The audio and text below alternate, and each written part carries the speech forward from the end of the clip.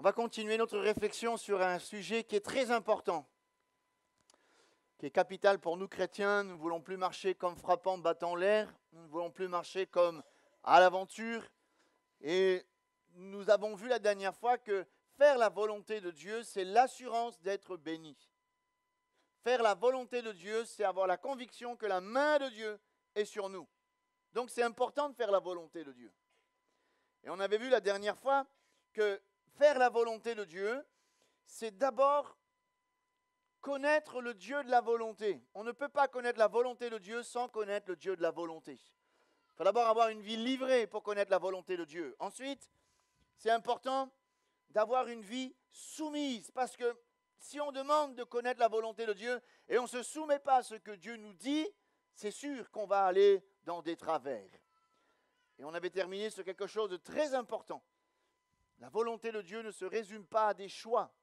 Nous, souvent, chrétiens, nous n'arrivons pas trop à comprendre la volonté de Dieu. Pourquoi ? Parce que nous la résumons à des choix. Est-ce que c'est bon ? Est-ce que c'est pas bon ? Est-ce que je dois faire ? Est-ce que je ne dois pas faire ? Est-ce que je dois entreprendre ? Pas entreprendre ? Or, la Bible nous montre que la volonté de Dieu, c'est d'abord une vie transformée, une intelligence transformée, une intelligence renouvelée par la parole de Dieu, ce qui va nous donner du discernement.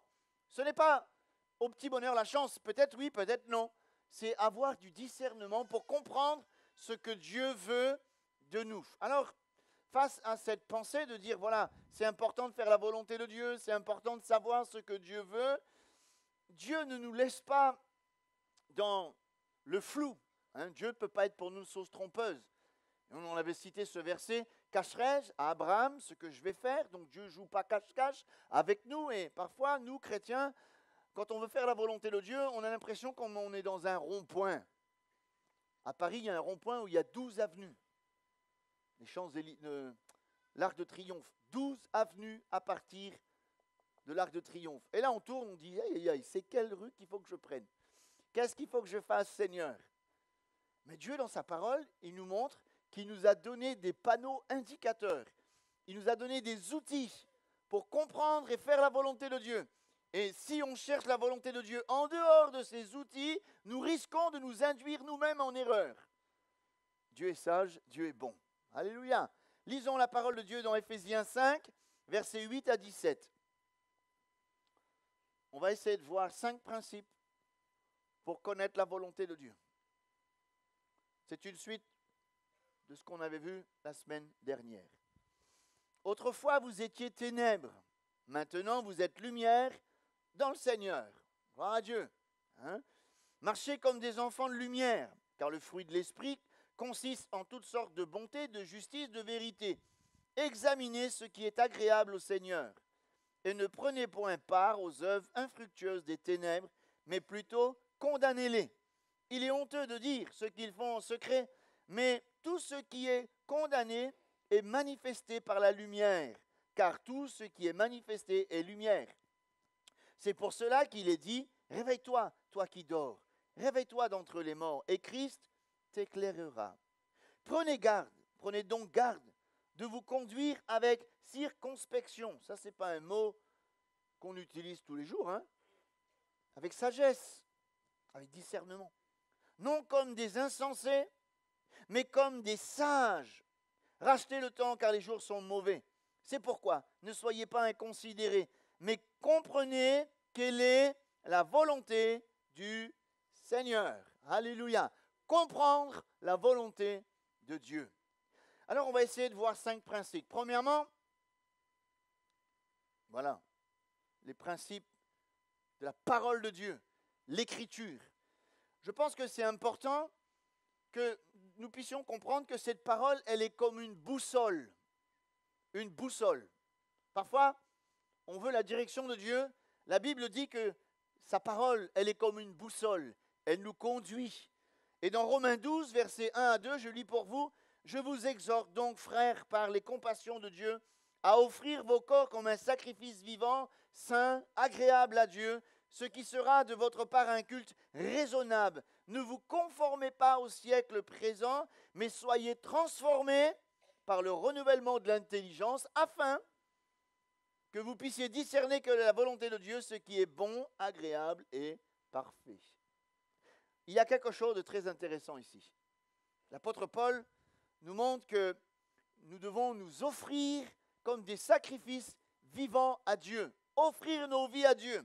Ensuite, il va nous expliquer que puisque nous sommes à lui, nous sommes livrés à lui, nous ne devons plus marcher comme le monde.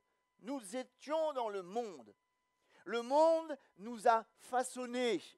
On a grandi avec la pensée du monde. Le monde, inconsciemment, nous a façonnés, nous a éduqués. Et quelque part, les valeurs, la mentalité du monde nous ont été inculquées depuis notre enfance. Nous ne sommes pas encore au ciel, nous sommes dans le monde. Et une fois qu'on va se convertir à Jésus, nous faisons partie du peuple de Dieu. Nous avons la vie de Dieu. Alors l'apôtre Paul dit que ça doit changer. Nous ne devons plus marcher comme ceux du monde. Nous ne devons plus marcher comme ceux qui ne connaissent pas Jésus. Il y a une différence entre la lumière et les ténèbres. Autrefois, vous étiez ténèbres. Maintenant, nous sommes lumière. Alléluia. Et Paul dit ceci, que nous devons changer. Alors, moi, je me pose une question. Comment on peut changer? Comment arrêter de vivre comme le monde? C'est-à-dire, la plupart de ceux qui ne connaissent pas Dieu, ils vivent au petit bonheur, la chance. Oui ou non? Ils n'ont pas le Dieu de la volonté. Comment ils peuvent connaître la volonté de Dieu? Ils marchent comme des aveugles. Mais nous, frères et sœurs, nous avons été éclairés par la parole de Dieu. Nous ne sommes pas comme des aveugles. Et je pense que pour ne plus vivre selon l'esprit du monde, il nous faut une transformation. Pardon. Une transformation. Transformation de notre mentalité. Transformation de nos priorités. Transformation de voir les choses. Transformation des valeurs. De notre vie, tout simplement. Notre vie doit être métamorphosée. Un peu comme le papillon. Avant qu'il devienne papillon, c'est une belle chenille. Elle se transforme en papillon. Nous aussi, une fois qu'on a rencontré Jésus, notre vie doit être transformée. Nos pensées seront transformées. Notre manière de penser, d'agir va changer. Et comme Pierre le dit dans 1 Pierre 4, c'est assez en effet d'avoir dans le temps un passé accompli la volonté des païens, c'est-à-dire de ceux qui ne connaissent pas Dieu, en marchant dans la dissolution, la convoitise, l'ivrognerie, les excès du manger et du boire, les idolâtres criminels aussi trouvent-ils étrange que vous ne précipitiez pas avec eux dans le même débordement de débauche. Et ils vous calomnient. Qu'est-ce que Pierre dit? Une fois qu'on est converti, il doit y avoir une différence dans notre manière de penser. Connaître la volonté de Dieu, c'est changer notre manière de penser. Nous ne devons plus penser comme le monde. Le monde gît sous la puissance des ténèbres. Nous sommes dans la lumière, parce que Jésus est la lumière. Et nous sommes devenus lumière avec lui. Et parce que nous avons été transformés par notre renouvellement de notre intelligence. La parole de Dieu a un pouvoir exceptionnel. Elle change nos cœurs, elle change nos vies, elle change nos raisonnements, elle change notre façon de voir. Et je pense que la vie chrétienne, ce n'est pas une succession d'interdictions. Tu peux faire, tu ne peux pas faire, tu peux dire, tu ne peux pas dire, tu peux manger, tu ne peux pas manger. Si c'est ça la vie chrétienne, moi j'en veux pas. Ce n'est pas ça la vie chrétienne. Ce n'est pas tu manges pas, tu fais pas, tu dis pas. Est-ce que c'est ça la vie chrétienne pour vous? Non. La vie chrétienne, c'est une vie transformée de l'intérieur. C'est une pensée transformée. C'est une métamorphose, une transformation. Alors, troisièmement, comment cette transformation est-elle possible? Et c'est là ce que je veux venir arriver ici, là, par rapport à la volonté de Dieu. Notre intelligence est renouvelée. Que dit la parole de Dieu? Nul n'est intelligent si ce n'est celui qui cherche Dieu.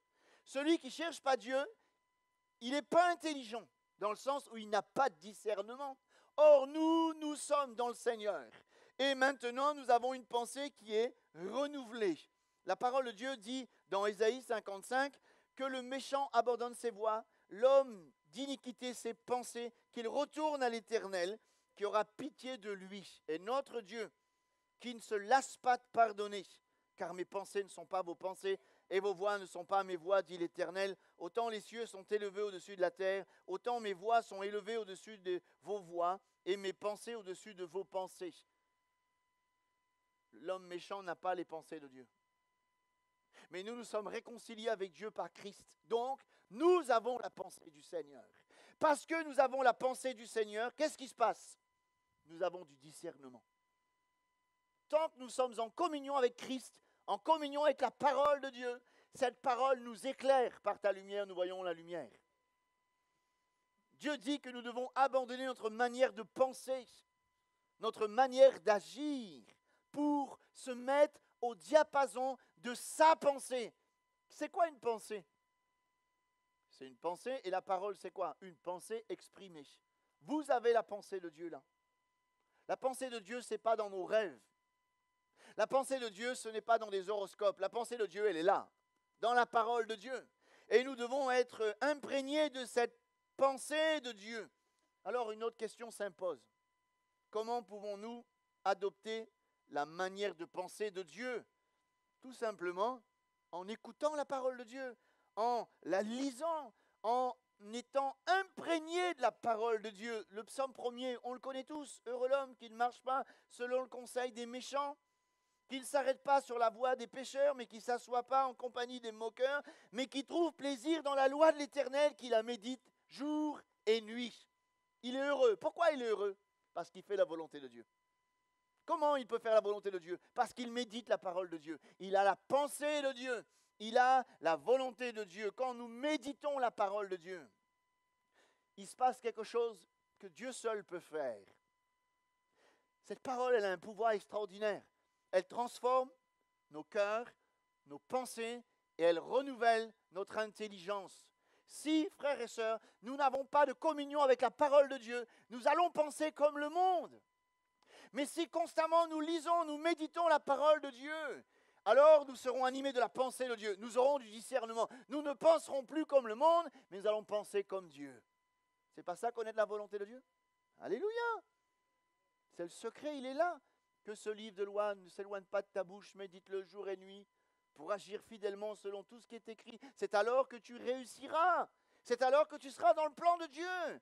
C'est pourquoi nous avons besoin de méditer, mémoriser, être remplis de la parole de Dieu. Jeunes gens, vous êtes forts parce que la parole de Dieu habite abondamment en vous.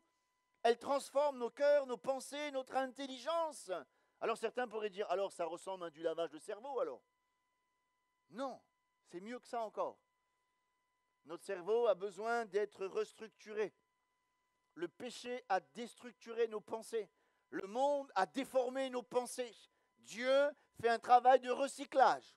Il recycle notre cerveau, il refaçonne notre façon de penser, il va nous modeler, il va nous donner une intelligence qui n'a rien à voir. Ça me fait penser à Daniel, quand tous les jeunes gens se sont pliés devant l'idole, devant le roi de ce Nebuchadnezzar là, et puis les jeunes gens, ils ont dit non, nous on ne pliera pas, et vous allez voir, on va pas se soumettre, on ne va pas manger ces choses, on va manger que des légumes.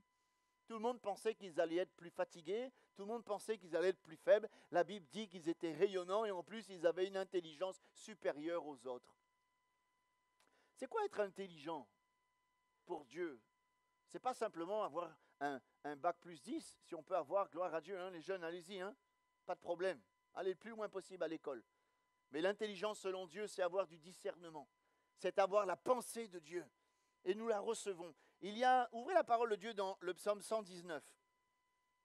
Rassurez-vous, on ne va pas le lire en entier, hein? Voilà. Il est long. On va lire le verset 97 à 104. Et l'auteur du psaume 119, on ne sait pas qui c'est, mais Dieu en est à l'origine bien sûr, il va nous montrer quelque chose de très intéressant.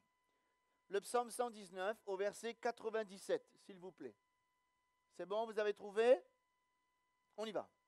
Combien j'aime ta loi, c'est-à-dire la parole de Dieu. Elle est tout le jour l'objet de ma méditation. Il s'est imprégné de la parole de Dieu. Tes commandements me rendent plus sage que mes ennemis. La parole de Dieu nous rend sages. Car je les ai toujours avec moi. Je suis plus instruit que tous mes maîtres. Pourquoi? Parce qu'ils méditent la parole de Dieu. Car tes préceptes sont l'objet de ma méditation. Le secret, il est là, frères et sœurs. J'ai plus d'intelligence que les vieillards, car j'observe tes ordonnances. Je retiens mon pied loin de tout mauvais chemin afin de garder ta parole. Je ne m'écarte pas de tes lois, car c'est toi qui m'enseignes. Que tes paroles soient douces à mon palais, plus que le miel à ma bouche, que tes ordonnances, par tes ordonnances, je deviens intelligent. Aussi, je hais toute voix du mensonge. La parole de Dieu, c'est écrit, hein? Elle nous donne l'intelligence. C'est quoi être intelligent? Est-ce que c'est simplement un bagage intellectuel? Est-ce que c'est simplement citer des versets bibliques à longueur de journée? C'est ça l'intelligence? Non. L'intelligence, c'est faire la volonté de Dieu. L'intelligence, c'est marcher dans les voies de Dieu, être dans l'obéissance, dans la volonté de Dieu, avoir l'approbation de Dieu. Et ça, Dieu nous le donne à travers sa parole. Donc, c'est à nous d'être remplis de la parole de Dieu. Alors, certains pourraient faire un raccourci. Ok, frère, tu dis que la parole de Dieu peut nous aider à faire la volonté de Dieu. Ok. Imaginez un jeune homme qui dit, voilà, Seigneur, est-ce que cette jeune fille, elle est pour moi? C'est important de savoir la volonté de Dieu dans ce domaine. Alors, il va lire la parole de Dieu, c'est pas marqué dans la Bible. Oui, ce jeune homme, il est pour toi. Non, il n'est pas pour toi. Je pense pas, non? Oui ou non? Mais on va pas, vous vous rappelez la dernière fois ce que j'ai dit, hein? Plouf, plouf, parle-moi, Seigneur. Ouais, c'est pas bon ça. Hein?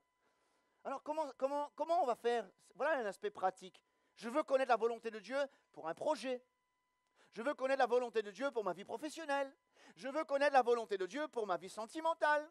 Mais ce n'est pas écrit noir sur blanc parce que il n'y a pas mon application, elle n'est pas là-dedans. Mais ce que je voudrais vous faire montrer, c'est qu'en étant remplis de la parole de Dieu, nous serons animés de la pensée de Dieu.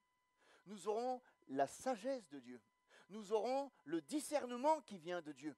Et on va comprendre qu'est-ce que Dieu veut, qu'est-ce que Dieu ne veut pas. Et on va faire des déductions, on va réfléchir à la lumière de la parole de Dieu. Non pas réfléchir avec notre intelligence, parce que lorsque nous réfléchissons avec notre intelligence de la terre, on va chercher ce qui nous plaît. Mais lorsqu'on va réfléchir à la lumière de la parole de Dieu, elle va nous donner le discernement des choses les meilleures. On va dire ça, c'est bon. Ça, si je fais ça, ça m'amène à désobéir à Dieu. Donc, ce n'est pas le plan de Dieu. Si je fais ça, ça me met dans des problèmes. Alors, je ne veux pas faire ça.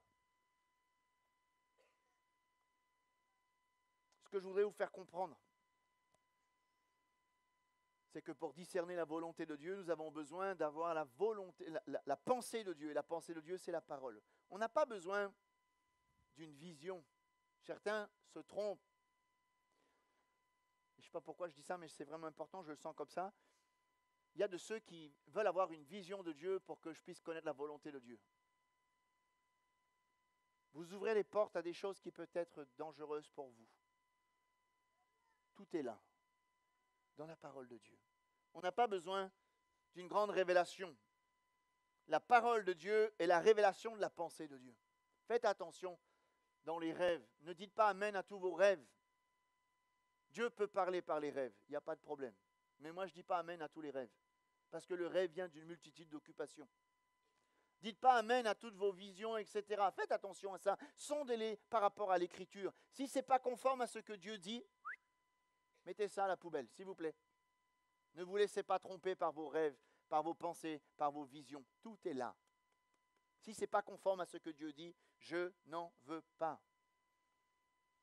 Ce que je veux dire, c'est que l'étude de la parole de Dieu va renouveler notre intelligence, va nous donner du discernement. Je vais comprendre, puisque ça c'est la pensée de Dieu. Elle est en moi cette pensée parce que je lis la parole de Dieu. Alors je vais discerner, je vais comprendre. Ça c'est bien, ça c'est pas bien. Et si Dieu vous dit que c'est pas bien, s'il vous plaît, n'y allez pas. Balaam, on lui a dit viens maudire le peuple d'Israël. Ouais, bien sûr que ce n'est pas la volonté de Dieu. Pourquoi maudis-tu celui que Dieu a béni? Mais lui, il a voulu séduire Dieu quelque part. Il a tenté le Seigneur, il est resté là. Peut-être que Dieu va changer d'avis. Et il s'est obstiné à faire quelque chose qui n'est pas dans le plan de Dieu. Catastrophe. C'est même un bourricot qui a parlé à son cœur. Vous vous rendez compte? Un âne alors, hein? Parce qu'il était têtu, Balaam. Et des fois, nous, on se séduit nous-mêmes. Tout est là. Ne cherchons pas ailleurs. Donc, premier outil, la parole de Dieu. On est d'accord? Oui ou non? Cherchez pas ailleurs. Tout est là. Deuxièmement, un autre outil. Non, c'est par ici. C'est la prière des frères et sœurs. On dirait qu'il y a un petit décalage. La prière des frères et sœurs. C'est important. Nous devons prier nous, mais c'est important de s'entourer de personnes qui sont mûres et de prier aussi. Quand c'est quelque chose d'important. Demandez. La Bible dit dans Jacques, si quelqu'un manque de sagesse, qu'il demande à Dieu, qu'il donne tout simplement sans reproche, et il lui sera donné. Mais s'il la demande avec foi, sans douter, car celui qui doute est semblable au flot de la mer, etc., etc. Souvent, pour nous, et là, il faut aller plus loin. Quand on ne sait pas quoi faire, et quelqu'un vient nous voir, on ne sait pas quoi faire, on met la main sur l'épaule. Il faut prier, frère. C'est souvent une porte de sortie, vous avez remarqué? Quand on ne sait plus quoi faire face à une situation, la personne qui est en face de nous, on lui dit, il faut prier, frère. Sœur, il faut prier, hein? Ok, c'est bien, il faut prier. Ok. Mais comment allons-nous prier? Il y a une suite logique dans la pensée. Dans Jean 15, verset 7, « Si vous demeurez en moi, que mes paroles demeurent en vous, demandez ce que vous voudrez et cela vous sera accordé. » Nous, on s'arrête à « il faut prier, frère ». Oui, mais avant, qu'est-ce qui est marqué? Il faut demeurer en Christ et que les paroles de Dieu demeurent en vous, donc la parole. Et c'est là toute l'importance. Quand on connaît les Écritures, quand on est rempli de la parole de Dieu, quand on est renouvelé dans notre intelligence, même notre prière sera inspirée par la parole. Parce que sinon, notre prière, elle va dans tous les sens. On devient des moulins à parole. On prie, à prière, pardon. Ça part dans tous les sens. On prie, oui, Seigneur, voilà. Alors que si on est rempli de la parole, notre prière sera inspirée par ce qui est écrit. Vous comprenez? Quand on est rempli de la parole de Dieu, notre prière sera conforme à ce que Dieu va dire. Et on va s'appuyer sur les promesses de Dieu, on va les citer dans la prière. Seigneur, tu as dit, alors je m'appuie sur ce que tu as dit. Quand on est rempli de la parole, on est en communion avec Dieu, on a comme une sensibilité qui nous est révélée dans les Écritures. Et même notre prière sera inspirée par la pensée de Dieu. Quelque chose d'important. Je fais une parenthèse. Comprenons ceci, que la volonté de Dieu, ce n'est pas automatique. Je m'explique. On peut avoir deux expériences identiques dans notre vie, mais la réponse de Dieu ne sera pas la même. David, c'est un homme de prière. Bon, il y a une seule partie de sa vie qui ne priait pas, et c'est là qu'il est tombé, hein, c'est sa vie affective. Mais sinon, il priait tout le temps pour aller, est-ce que je dois monter, Seigneur, contre ces Philistins? Est-ce que tu me les livres? Comment dois-je faire? Dieu lui dit, monte, vas-y, je te les livre, je vais te les passer au fil de l'épée, passe, monte. Prends la possession du pays.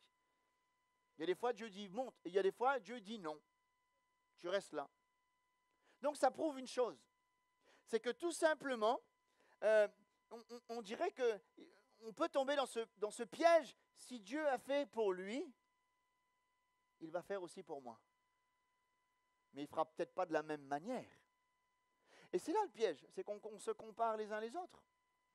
Donc si Dieu a agi comme ça pour mon frère, il va agir aussi pour moi? Non, le plan de Dieu pour ton frère, ce n'est pas le plan de Dieu pour toi. Et il y a des fois Dieu dit oui, il y a des fois Dieu dit non. Et quand Dieu dit non, s'il vous plaît, ne forcez pas la porte.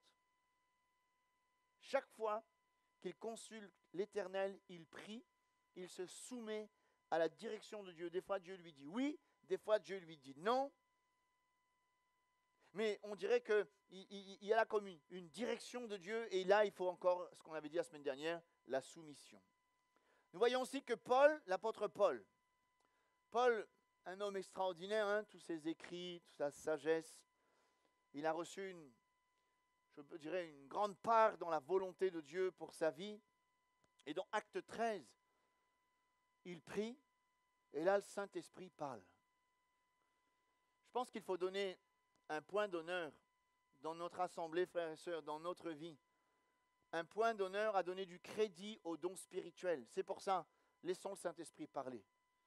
Parce que là, ils sont en prière. Le Saint-Esprit dit, Acte 13, mettez-moi à part, Paul et Barnabas, à l'œuvre à laquelle je les ai appelés. Dans la prière, le Saint-Esprit parle. Dans la prière, le Saint-Esprit donne une direction. Et je pense que dans la prière, dans un esprit de prière, il y a les dons spirituels, il y a l'enseignement de l'Église, il y a la parole de Dieu, il y a nos cultes, nos réunions de prière, nos réunions de jeûne. Ça doit être des moments où Dieu nous parle. Mais si on parle alors que Dieu ne nous a rien dit, on peut mettre quelqu'un dans la confusion. Il faut qu'on donne du crédit à nos dons spirituels. Vraiment que ce soit l'Esprit de Dieu qui nous parle et il peut donner des directions. Et dans le don spirituel, il faut vraiment chercher la révélation de Dieu parce que sinon, on peut... C'est pas faux ce qu'on dit, Dieu t'aime. C'est beau, hein? Alléluia. C'est écrit là aussi, hein? Mais je pense que Dieu peut nous donner... Il peut toucher des points sensibles. Il peut donner dans la prière, dans les dons spirituels, nous révéler les cœurs, révéler des situations, hein, révéler des choses extraordinaires. Et c'est ce qui s'est passé ici. Ils sont en train de prier, d'un seul coup le Saint-Esprit parle. Mettez-moi à part, Paul et Barnabas, à l'œuvre à laquelle je les ai appelés. Waouh, extraordinaire. Saint-Esprit parle. Mais il faut prier. Il faut être rempli de la parole de Dieu. Il faut être en communion avec Dieu. Et c'est comme ça qu'on va connaître la volonté de Dieu. Et ensuite, on verra qu'on aura du discernement. On va se dire, c'est le Seigneur. Quand il va parler, on dira, c'est le Seigneur. Et quand c'est le Seigneur qui parle, il peut y avoir une armée qui se campe contre nous. Le Seigneur a dit. Alors moi, je m'arrête à ce que Dieu dit. Croire à Dieu? On continue? Ça va? Vous suivez? Ok. Allez, tourne. Des fois ça marche, des fois ça ne marche pas. Ensuite, troisièmement, il y a des situations, la providence des situations. Je crois que nous devons aussi analyser tout ce que nous traversons. Les circonstances de notre vie sont, je dirais, comme des panneaux indicateurs. Dans Acte 16, regardez bien, je lis pour vous. Paul dit ceci, empêché par le Saint-Esprit d'annoncer la parole dans l'Asie. Il traversait la Phrygie, le pays de Galatie, arrivé près de la Mysie. Il se disposait à entrer en Bithynie, mais l'Esprit de Jésus ne leur permit pas. La porte était fermée. On s'imagine Paul, Timothée, Silas, des serviteurs de Dieu accomplis. Ils veulent annoncer la parole de Dieu dans une région du monde, en Asie. Paul projetait d'aller à Éphèse, parce que c'est la capitale, la ville principale. Mais là, la Bible dit, empêché par le Saint-Esprit. Donc ça veut dire qu'il faut qu'on cherche, nous, frères et sœurs, la sensibilité dans le Saint-Esprit. Des fois, le Saint-Esprit dit, va, Philippe, il est à Saint-Marie, il prêche le Christ, il y a un réveil extraordinaire. Le Saint-Esprit lui dit, Philippe, va là-bas dans le désert. Mais humainement parlant, c'est difficile. Il est là, il y a un réveil, il y a plein d'âmes qui sont en train de se convertir, il y a des signes, des miracles, des prodiges. Le Saint-Esprit lui dit, va dans le désert juste pour un bonhomme, l'eunuque éthiopien. Il est soumis. Il n'a pas dit non. L'autre côté, c'est la même chose. Paul, lui, il veut aller en Asie. Le Saint-Esprit lui dit non. Alors, il n'y va pas. On peut voir qu'il a tourné un peu en rond. Hein. Il a pendant à peu près, j'ai regardé la carte, ça fait à peu près 1000 km à pied. C'est énorme. Sans savoir où le Seigneur allait le conduire. Il n'a pas reçu de parole. Il n'a pas de conviction. Il n'a pas de direction. Alors, il ne prend pas de décision. C'est une belle leçon pour nous, non? La Bible dit ceci, celui qui agit avec précipitation n'arrive qu'à disette. Tant que nous n'avons pas reçu une parole de Dieu, tant que nous n'avons pas reçu une conviction de Dieu, alors on reste là. On n'entame rien. On ne fait rien. Je vous mets en garde. Il y a des personnes, parfois, ils veulent être plus spirituels, plus royalistes que le roi, comme on dit chez nous. Hein? Dieu m'a dit pour toi. Des Dieu m'a dit. Il n'y en a pas trop à Grand-Bois. Merci Seigneur. J'en ai pas vu encore. Dieu m'a dit, frère. Dieu m'a dit pour toi, ma sœur. Dieu m'a dit. Hey, si Dieu veut te parler, il ne peut pas te parler à toi? Non? Faites attention à des gens qui viennent vous voir. Dieu m'a dit pour toi, mon frère, c'est telle chose, telle manière. Si ça concerne ma vie, je pense que Dieu est capable de me le dire. Oui ou non? Il y a des gens qui veulent être plus spirituels. Ils jouent les spirituels, les grands prophètes. Oh, Dieu m'a montré pour toi, frère, c'est ceci, c'est cela. Mais attends, si j'ai une communion avec Dieu, pourquoi Dieu ne me le dit pas moi? Si quelqu'un n'a pas de communion avec Dieu, si quelqu'un est dans le péché, si quelqu'un il est à côté de la communion avec Christ, c'est normal que peut-être qu'on pourra l'aider. Mais si vous êtes en communion avec Christ, pourquoi on aurait besoin de quelqu'un qui nous dise, voilà, frère, Dieu m'a montré ça pour toi. Cherche la face de Dieu. Comprends. Paul dit ceci, qui s'élèvera au milieu de vous des hommes qui enseigneront des choses pernicieuses pour entraîner les disciples après eux.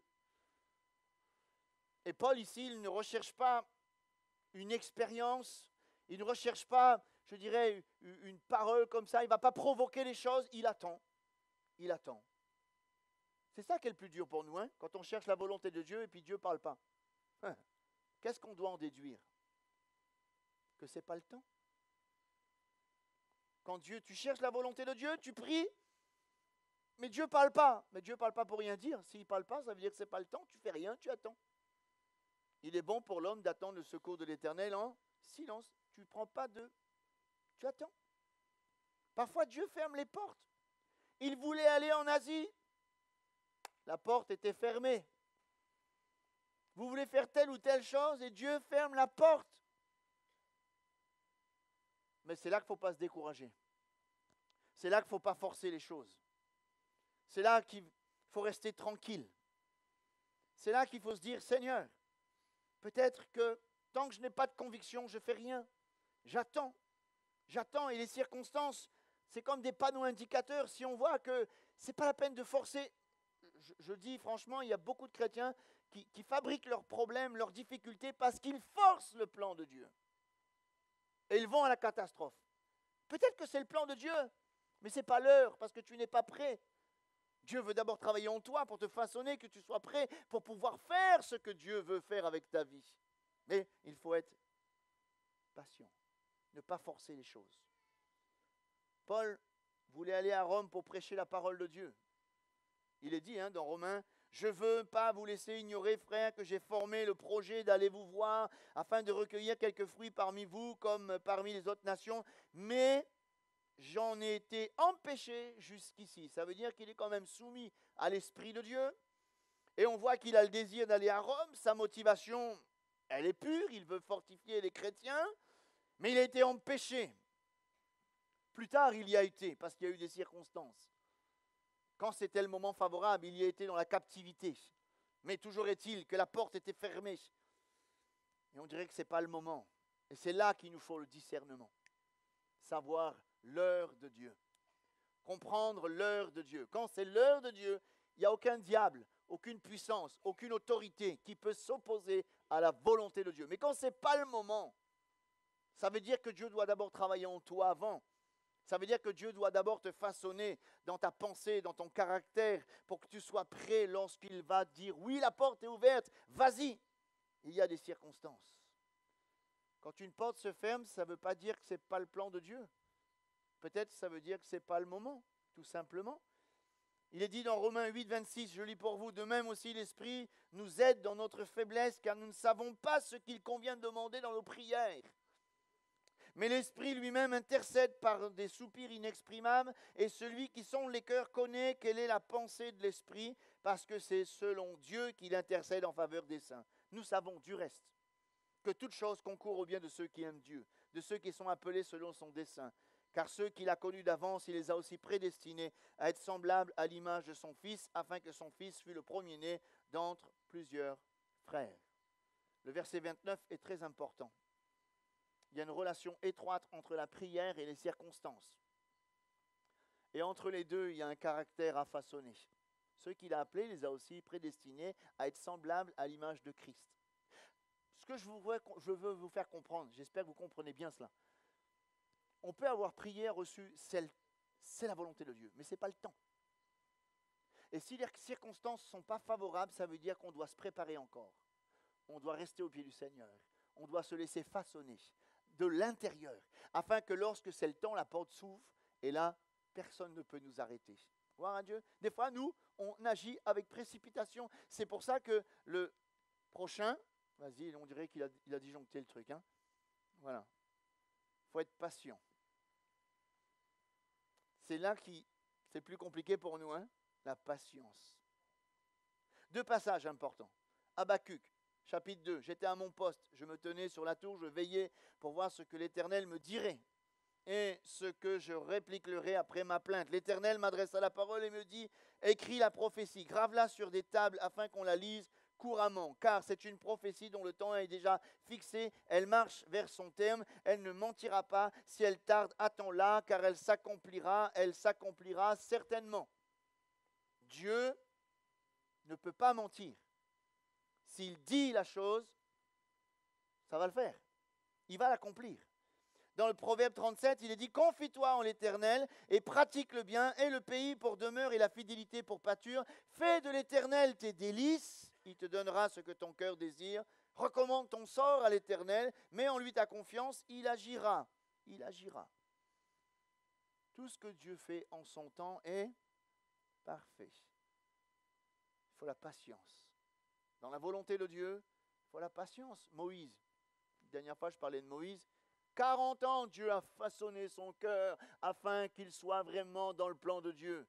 Saül, le premier roi d'Israël, pourquoi il a chuté? Le premier pas vers la chute, c'était quoi? L'impatience. Samuel lui dit, attends 7 jours, il n'a pas attendu. Il a pris les sacrifices, il les a offerts. Hein, et on dirait qu'il y a eu une décadence, et il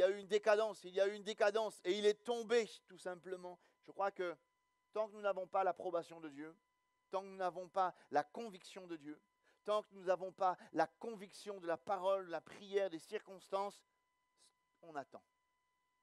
Vous allez me dire, oui, mais comment on sait qu'on a le... Vas-y, change. Comment on sait? Comment on va savoir que c'est le plan de Dieu? On ne voit pas trop. C'est la paix dans le cœur. Voilà un point important ce matin. Si, pour ce qu'on va faire, ce qu'on demande, on n'a pas la paix de Dieu dans notre cœur, ça veut dire que ce n'est pas le plan de Dieu ou ce n'est pas le moment. Il est dit dans Colossiens 3,15 que la paix de Christ à laquelle vous avez été appelés pour former un seul corps règne dans vos cœurs et soyez reconnaissants. Ça veut dire que si nous n'avons pas la paix, on n'y va pas. Ça, c'est un baromètre extraordinaire. Si on n'a pas la paix, stop, n'y allez pas. Si votre conscience vous reproche, n'y allez pas. Et je crois que c'est un bon baromètre, la paix. Même si tout le monde est contre nous, si on a la paix de Dieu, on est dans la volonté de Dieu.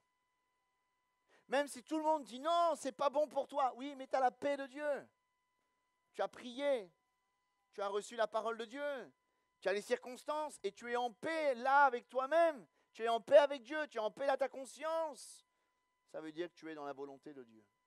Si vous n'avez pas la paix, c'est pas possible. Mais la paix, on peut l'avoir que si on met les 4 principes qu'on a vus avant. Pour avoir la paix, le 5e, il faut d'abord la parole de Dieu.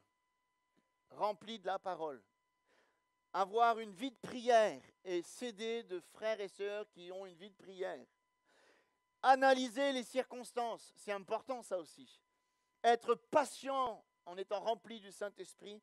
Et c'est à partir de ce moment-là qu'on aura la paix. On ne peut pas avoir la paix si on n'a pas la parole de Dieu. On ne peut pas avoir la paix si on n'a pas prié. On ne peut pas avoir la paix si on n'est pas patient. On ne peut pas avoir la paix si on n'analyse pas les circonstances. Et c'est là, il faut que nous puissions mettre tous les points les uns derrière les autres. Nous, on veut arriver au 5e, avoir la paix de Dieu et on avance. Non, il faut d'abord être rempli de la parole. Avoir une vie de prière, une vie de communion avec le Christ, une vie de communion avec nos frères. Analyser les situations et les circonstances, avoir la patience de Dieu. Et je pense que à partir de ce moment-là, c'est ce qui va nous donner des convictions. Et c'est ça, ça veut dire que si nous arrivons à avoir la paix de Dieu par rapport aux 4 circonstances, aux 4 points qu'on vient de voir, qu'est-ce qui va se passer? On aura l'assurance. On est dans la volonté de Dieu. Et si on est dans la volonté de Dieu, automatiquement, nous aurons l'approbation de Dieu. Automatiquement, Dieu nous donnera du succès. Automatiquement, Dieu donnera son approbation et nous aurons de l'assurance. et c'est ce que je verrai la semaine prochaine, parce que je vais m'arrêter, faire la volonté de Dieu n'exclut pas les problèmes. Parce que des fois, on fait un raccourci un peu vite. Ah, du moment que c'est la volonté de Dieu, c'est obligé qu'il y ait un tapis rouge. Eh bien non, c'est pas comme ça. Regardez, je prends un exemple pour terminer. Les disciples, Jésus dit, passons de l'autre bord.